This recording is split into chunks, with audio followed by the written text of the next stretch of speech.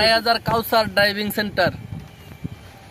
এখানে auto manual driving শেখানো হয়, অটো আছে ম্যানুয়াল আছে।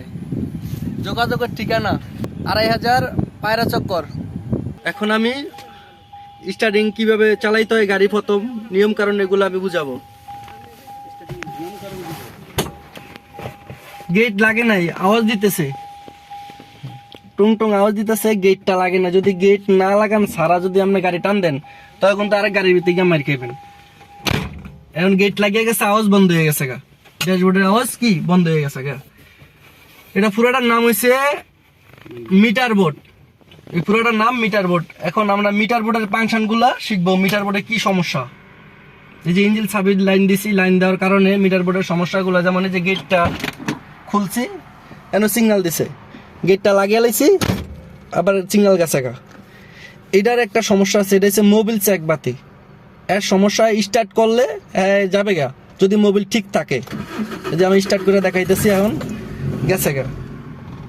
ওনার যদি মোবিল কম হয় সকালবেলা মোবিল চেক দিতে হয়, প্রতিদিন সকালবেলা গাড়ির মোবিল চেক দিতে হয়। এটা ডিপ কার্ডিতে চেক দিতে হয়। কিসের মাধ্যমে চেক দেওয়া হয়? ডিপ কার্ডের মাধ্যমে চেক দেওয়া হয়। ওটা মোবিল যদি কম হয়, রানিং এর বেলা যদি মোবিল কম হয় তো লাল বাতিটা কি শো করবে, শো করলেই বুঝবেন কি মোবিল কম। তারপর এটার নাম হচ্ছে হিডার কাটা টেম্পারেচার।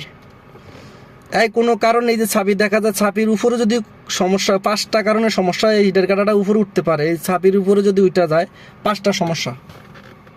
1 নম্বর সমস্যা হয়েছে সকালবেলা স্টিয়ার ট্যাঙ্কি পানি চেক দিতে হইব 1টা, রেগুলেটরে পানি চেক দিতে হইব 2টা। 2 নম্বর সমস্যা রেগুলেটর ক্যাপ ঠিক মতন লাগছে কিনা ওটা চেক দিতে হইব 3টা। 4 নম্বর হস পাইপ, রেগুলেটর উপরে নিচে পাইপ আছে, হস পাইপ ঠিক আছে কিনা চেক দিতে হইব। কোনো কারণে হস পাইপ ফাইটা গেলে গা, পানি পড়ে গেলে গা, ইঞ্জিন হিট হয়ে যাব। 5 নম্বর সমস্যা কুলিং ফ্যান না ঘুরলে, এই যে কুলিং ফ্যানটা গাড়ি স্টার্ট করতে গেলেই কুলিং ফ্যানটা আওয়াজ দিতেছে, কুলিং ফ্যান যদি না ঘুরে তো ইঞ্জিন হিট হয়ে যাবে। 5টা কারণ, 5টা প্রতিদিন চেক দিতেই হইব গাড়ি বাড়ি করতে হলে। আচ্ছা, এখন আমার 1 নম্বর গিয়ারে আপনার কতটুক চালাইতে পারবেন, গিয়ারটা নিউট্রাল আছে কিনা দেখবেন। 1 নম্বরের ক্ষমতা হয়েছে এই জায়গায় 15 পর্যন্ত ক্ষমতা, 15 টান উঠাইলে তখন গিয়ার চায়। 2 নম্বর ক্ষমতা হয়েছে 25-30 পর্যন্ত, 30-এ উঠলেই এই যে গিয়ার চায়। 3 নম্বর ক্ষমতা হয়েছে আর 45 পর্যন্ত ক্ষমতা, টান উঠানোর পরে 45 টান উঠানোর পরে হ্যাঁ গিয়ার চাইব। 4 নম্বর গিয়ারে 180 পর্যন্ত ক্ষমতা, 180 রাস্তা থাকলে 180 টানবেন, যতটুকু প্রয়োজন অতটুকু টানবেন। 4 নম্বরে সর্বনিম্ন 40 পর্যন্ত আপনি আসতে পারবেন, টানটা রাখতে পারবেন 4 নম্বর গিয়ারে। যদি 40-এর নিচে আসা পরে তো গিয়ার কমাই দিব, 30 আনলে একটা, আবার দেখা যায় আরো কমবো, 20 গেলে আরেকটা, আরো 10 কমলে আরো গিয়ার কমে যাবে, 1 নম্বরে আয় পড়বো, 10 পর্যন্ত 1 নম্বরে আয় পড়বো। গিয়ার যেন যেই গিয়ারটা প্রয়োজন ওই গিয়ারে চালাইতে হবে। তারপরে আমরা শিখবো এখন এই সাইডে যে বাতিটা, যে প্রথম সিগন্যাল দেখা যাইতেছে, এই বাতিটা হচ্ছে ডায়নামার বাতি। এটা স্টার্ট করলে এর কাজ হয়েছে কারেন্ট তৈরি করন্তি, বিদ্যুৎ তৈরি করে ব্যাটারি দেবে। ডায়নামার সমস্যা 2টা, এটার নাম হয়েছে ডায়নামা, সমস্যা হয়েছে 2টা।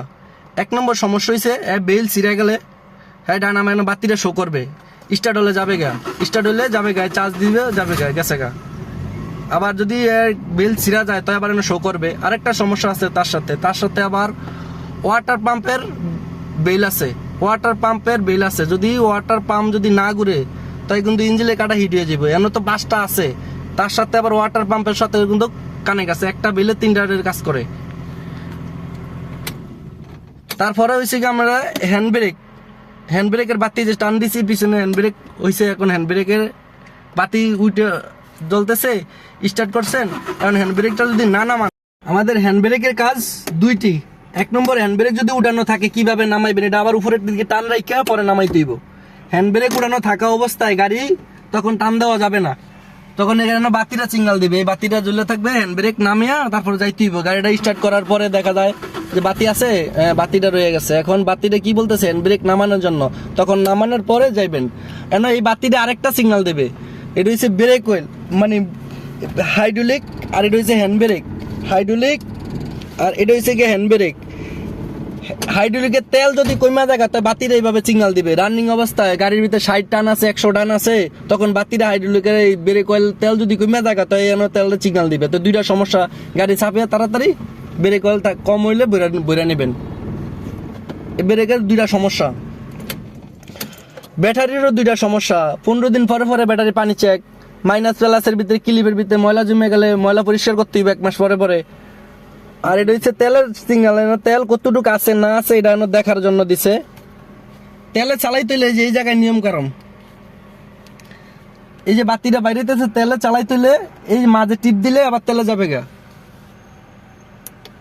এই যে এখন তেলে গেছে গা, তেল স্টার্ট হবে গাড়ি। এখন আমরা তেলে স্টার্ট করে দিছি। আবার যদি কই না গ্যাসে যাবো, আমি ডাইরেক্ট স্টার্ট অবস্থায় গ্যাসে নেওয়া যাবে, আবার বন্ধ অবস্থায়ও গ্যাসে নেওয়া যাবে। আমরা এখন স্টার্ট অবস্থায় নিতেছি, এই যে স্টার্ট অবস্থায় নিছি। এখন যে লাফাইতেছে বাতিটা, এখন অ্যাক্সেলেটার বাড়ি দিতে হবে, বাড়ি দিলে তাই গ্যাসে যাবে। এই যে আমি অ্যাক্সেলেটার বাড়ি দিছি, গ্যাসে গেছে গা। আবার যদি ইচ্ছা করি আমি আবারও তেলে নিতে পারবো, তার স্টার্ট অবস্থায় তেলে নিয়ে গেছি। এই যে তেলের ফাংশন আছে, তেলে সুইচ হয়ে গেছে। এখন আবার আমি গ্যাসে দেব, এই যে গ্যাসে দিছি, গ্যাসে দেওয়ার পরে অ্যাক্সেলেটার বাড়ি দিছি আর গ্যাসে গেছে।